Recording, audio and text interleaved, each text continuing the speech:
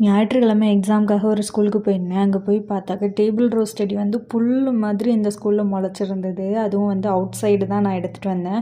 ஸ்கூலுக்குள்ளே போய் பார்த்தாக்கா இன்னும் நம்ம பார்க்காத வெரைட்டியாக இருந்தது. ஆனால் ஸ்கூலுக்குள்ளே ஃபோன் அலோடு இல்லை அப்படிங்கிறதால என்னால் அதை கவர் பண்ண முடியல. அதனால் நான் என்ன பண்ணேன் அப்படின்னா, வெளியில் வந்துட்டு இருந்த டேபிள் ரோஸ் செடியை வந்துட்டு ஃபுல்லாக வந்துட்டு எடுத்துகிட்டு வந்தேன். ஃபுல்லாக எடுத்துகிட்டு வரல, அதுலேருந்து ஒவ்வொரு பீஸ் வந்து எடுத்துகிட்டு வந்து எது எந்தெந்த கலர்னு கூட எனக்கு தெரில. அங்கே உள்ள கலர்லாம் வந்துட்டு நமக்கு நேமே தெரியாத கலர்ஸ்லாம் வந்துட்டு நிறைய மிக்ஸ்டாக இருந்தது.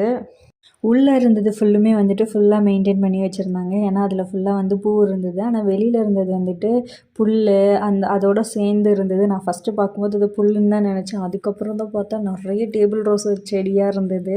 ஆனால் அதில் அந்தளவுக்கு பூ இல்லை, குட்டி குட்டி மொட்டாக இருந்தது. நான் எடுத்துகிட்டு வந்துட்டு மறந்துட்டேன் அது இருந்ததே. இன்றைக்கி தான் பேகை செக் பண்ணும்போது பார்த்தாக்க நிறைய டேபிள் ரோஸ் செடி கிடந்து அதில் நிறைய வந்து வாடி போன மாதிரி ஆயிடுச்சு.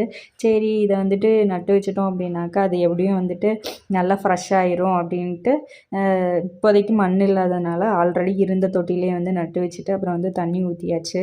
இந்த செடியெல்லாம் வளர்ந்துட்டு ஒவ்வொன்றுமே வேறு வேறு கலரு வளர்ந்துட்டு பூ வந்ததுக்கப்புறம் தான் நமக்கு என்ன கலர் அப்படிங்கிறதே நம்ம பார்க்க முடியும்.